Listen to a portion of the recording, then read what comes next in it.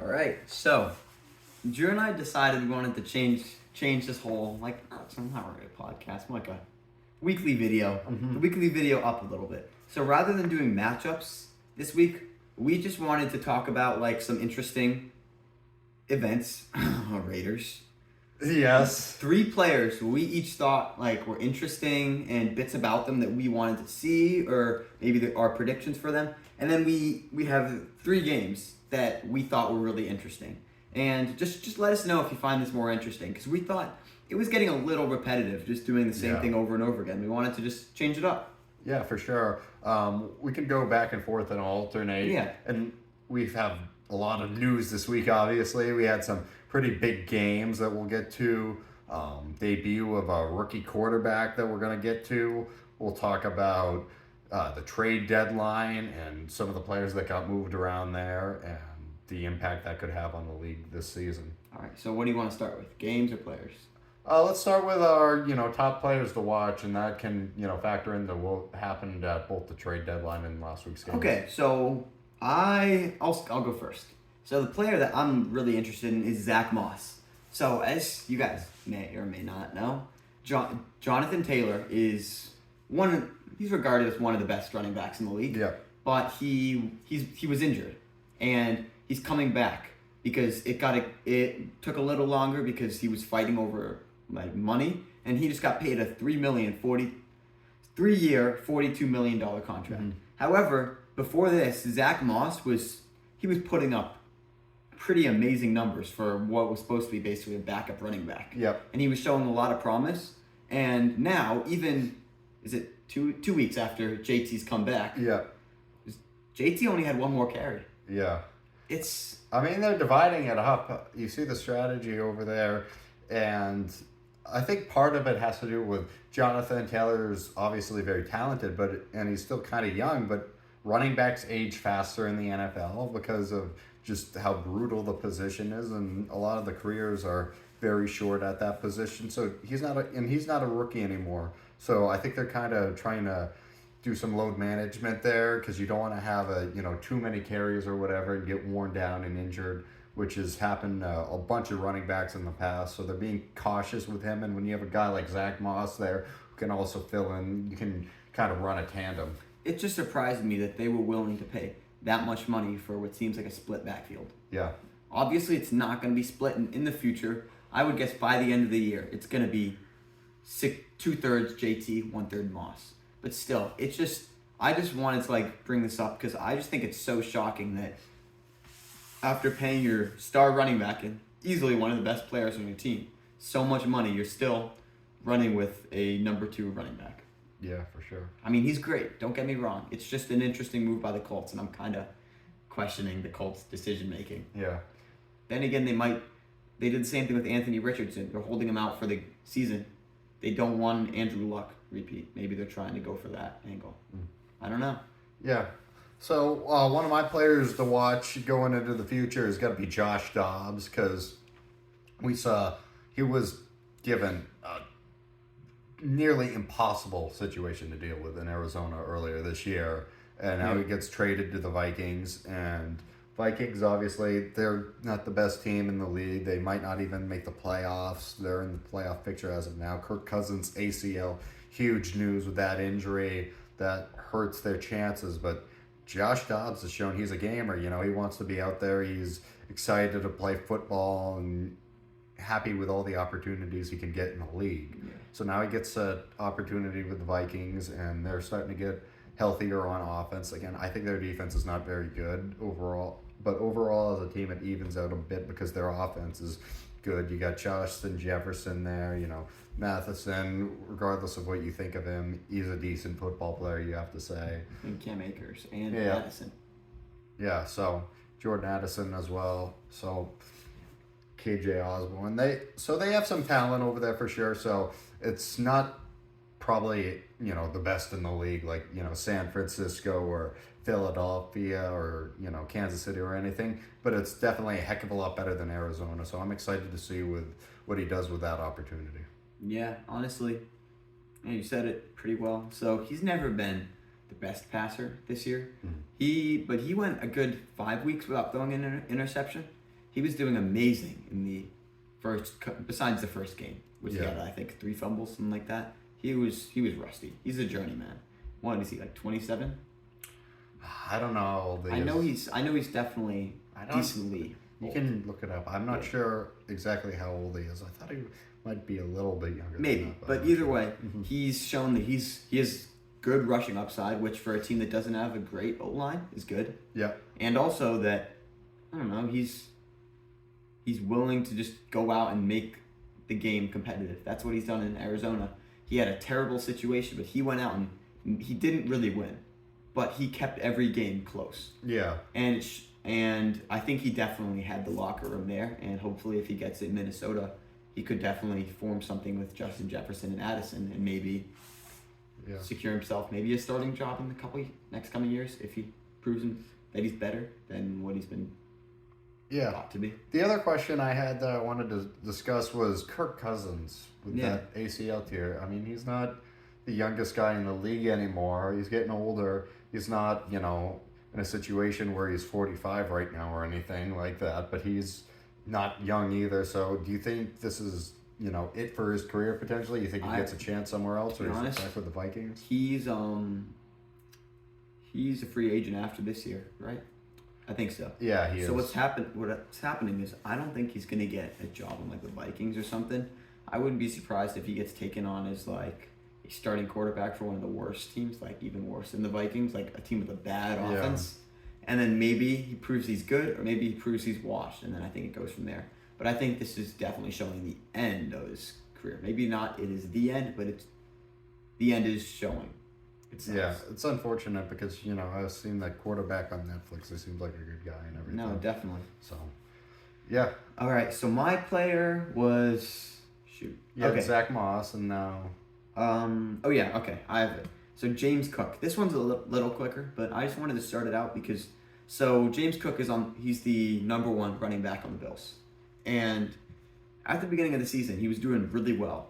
But the Bills never have had a big rushing offense. I mean, they have Josh Allen, Stephon Diggs, Gabe Davis, and now Dalton Kincaid. They have a strong passing offense. And James Cook was defying it, but now, Latavius Murray is the running back too. He's taking almost all the end zone snaps. And now they just got Leonard Fournette off of free agency. What's going to happen with him? Yeah, I don't know either. I think they could split the reps. McDermott, just my guess knowing him, he'd probably split the reps a little bit. I think this is kind of used as a move to help James Cook receive some aid on the stretch of the season, obviously, because you're going to need to have that help because, like I said earlier, especially with running backs, prone to injury a lot. So anytime you get some help to kind of divvy up the reps, that helps for sure. And with Fournette, for sure he's not going to be the running back number 1 or, dominate the amount of carries or anything because look at his age. Yeah. Do you want to do yours? Yeah, so another guy who got traded, Chase Young. Really good player from the Commanders.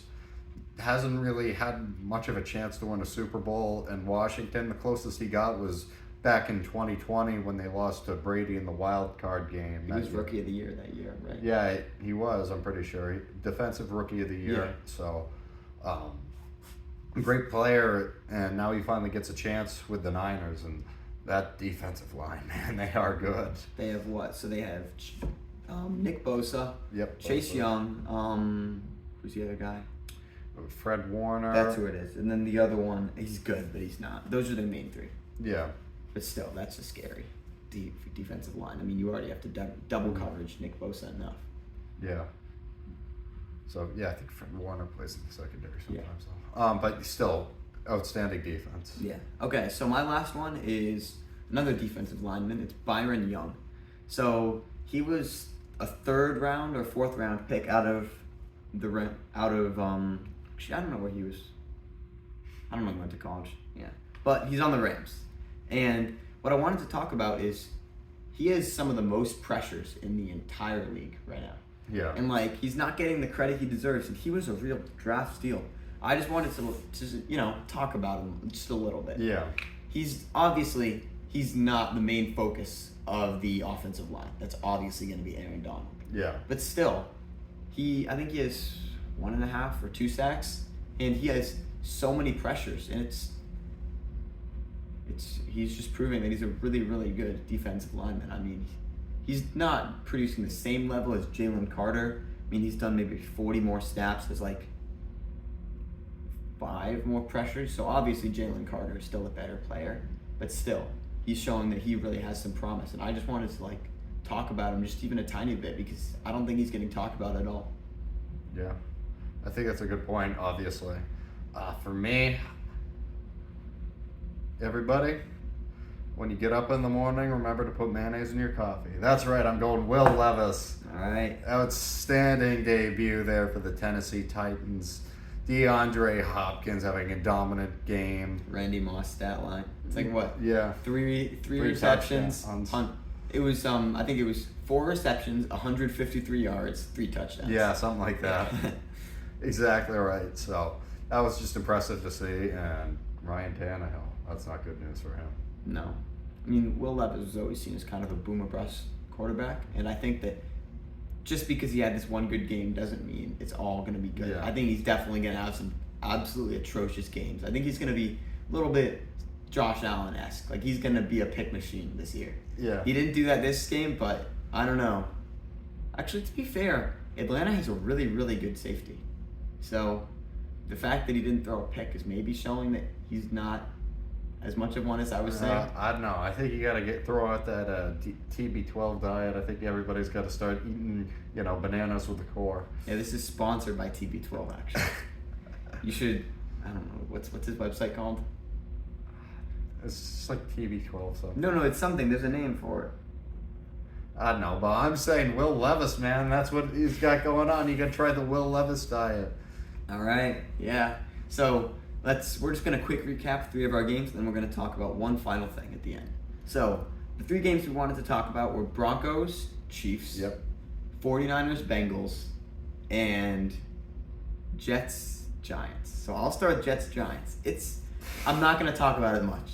It was basically just an atrocious game. Everyone on offense sucked.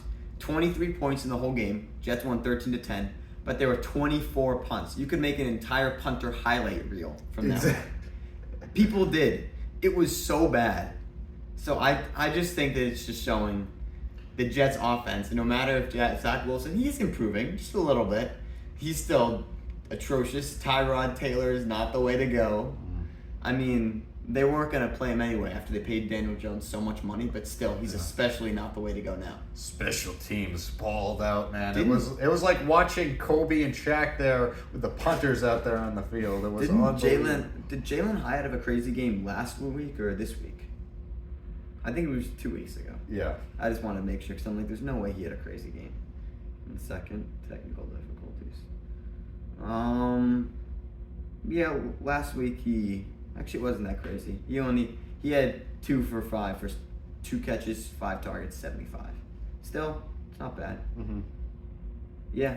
So I don't know. It's just an atrocious game. All right. Do you want to talk about Broncos Chiefs? Yeah. So for the first time since 2015, when Peyton Manning was quarterback, Broncos defeated the Chiefs.